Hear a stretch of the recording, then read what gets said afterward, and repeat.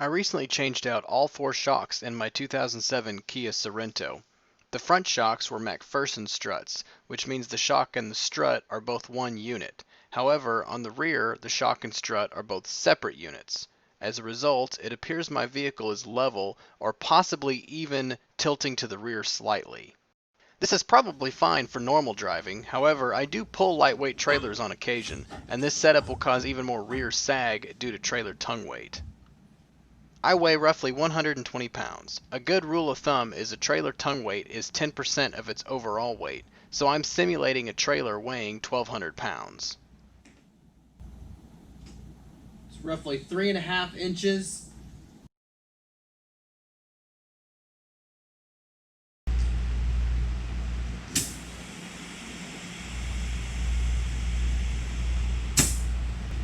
It's about 34. Instructions say I should be between 5 and 35, so that should be fully inflated. It's every bit of 5 inches, maybe a little bit taller than 5.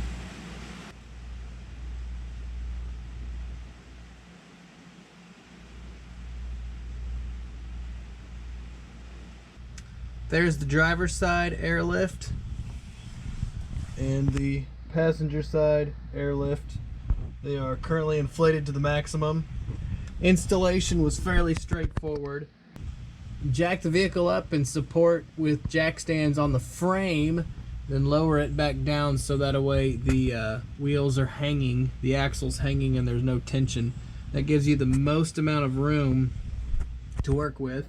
Deflate the bags as much as possible and then work them in. The instructions said you can use like a tire spoon to push them in there. I was able to do it with my hands. It was tough, but with my fingers it was very tough, but I got it in there. My thumbs were a little sore after, but you know, the soreness goes away. I used a mirror to see the top, put the little bushing in on the top and run the line, and a pair of pliers to put the hose clamp on. That was very tough as well. I closed my eyes and just used my fingers to feel around with both hands, and was able to get all that to work. I routed the hose above this cross member. You can see that zip tie is holding the hose. The reason it's on top is because I wanted it, you're supposed to do it as far from the exhaust as possible. So there's the other hose clamp. It goes all the way to this side. This side I installed the T fitting. There's some extra slack there just because I had it coiled up. Same thing on this side. This one was a little harder, even though it looks like it should be easier because it's easier to access. For some reason it was more tough.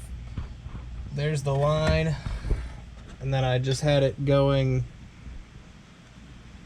out back here, and then drilled a hole through the plastic bumper and installed the Schrader valve.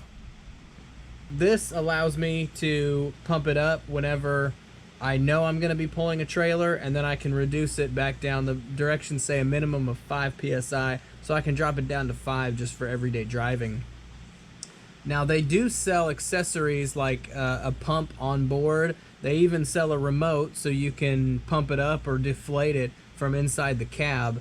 I definitely see scenarios where that would be useful. For instance, if you were hauling an empty trailer somewhere, getting it loaded full, and then driving it back, it would be nice to be able to inflate that on the road. However, in this case, for the most part, I see myself pretty much knowing what I'm going to have on this and being able to pump it up or deflate it just on my own before I go. Worst case scenario, I have a Ryobi 18 volt tire inflator that I could use to inflate this or deflate it. Difficulty of installation wasn't too bad. Like I said, it did kind of hurt my fingers a little bit, and I was laying on my back an awful lot. But if I had a lift, it probably would have been easier because I could have been standing upright and pushing it in and working my way around it. But I don't have a lift.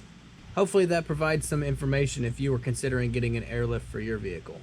If you got any questions, feel free to ask below in the comments section.